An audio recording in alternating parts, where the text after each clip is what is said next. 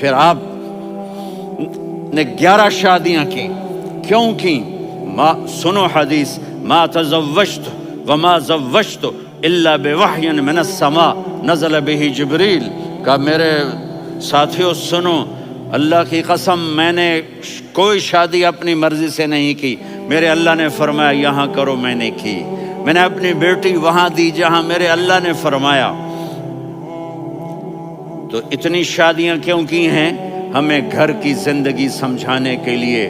میری بات غور سے سنو، دنیا کا سب سے بڑا رشتہ خاوند اور بیوی ہے، سب سے مقدس رشتہ ماں باپ ہے، لیکن سب سے بڑا رشتہ خاوند اور بیوی ہے۔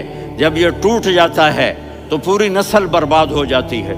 اس لیے آپ نے زندگی گزار کے دکھائی۔ آپ گھر میں جھاڑو دے رہے ہیں، آپ آٹا گوندھ رہے ہیں، آپ حضرت عائشہ کو لقمے بنا کے کھلا رہے ہیں، اور حضرت عائشہ کی دلداری کے لیے فرما رہے ہیں عائشہ، سننا حدیث طبرانی کی، عائشہ انہو لیہون علی الموت ان اریتک زوجتی فی الجنہ۔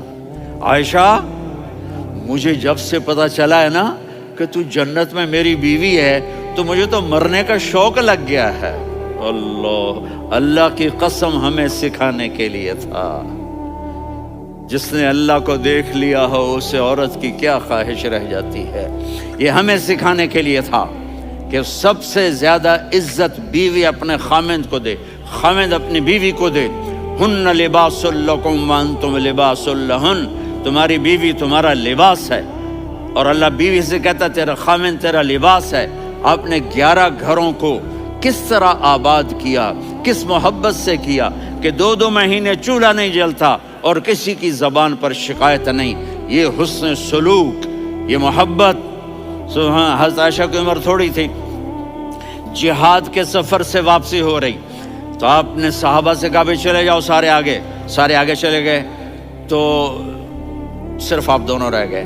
تو آپ نے کہا عائشہ دوڑ لگائیں۔ سبحان اللہ، حضرت اما عائشہ نے نہیں کہا، میرے نے عائشہ دوڑ لگائیں، جی لگائیں۔ تو کہنے لگے ہمیں دوڑ لگائی، تو کہنے لگے میں آگے نکل گئی، آپ پیچھے رہ گئے۔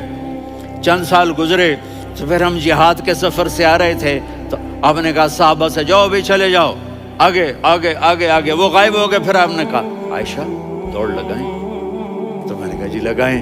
کون دنوں ذرا میں موٹی ہو گئی تھی، تو جب دوڑ لگی تو میرے نبی آگے نکل گئے، میں پیچھے رہ گئی۔ تو ہم نے کہا ہاذہ بتلک، عائشہ تو میں اب برابر ہو گئے، ایک دوڑ تم نے جیتی، ایک دوڑ میں نے جیتی۔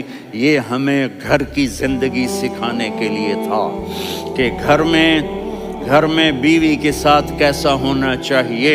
اور عورتوں کے لیے کہا اگر میری شریعت میں سجدہ ہوتا تو میں بیوی سے کہتا اپنے خاوند کو سجدہ کرے، تاکہ ایک نسل تیار ہو، بیلنس زندگی گزارو۔ میں نے کل بھی کہا تھا، آج بھی کہہ رہا ہوں، امبیلنس لائف ہماری اولاد کو تباہ کر رہی ہے۔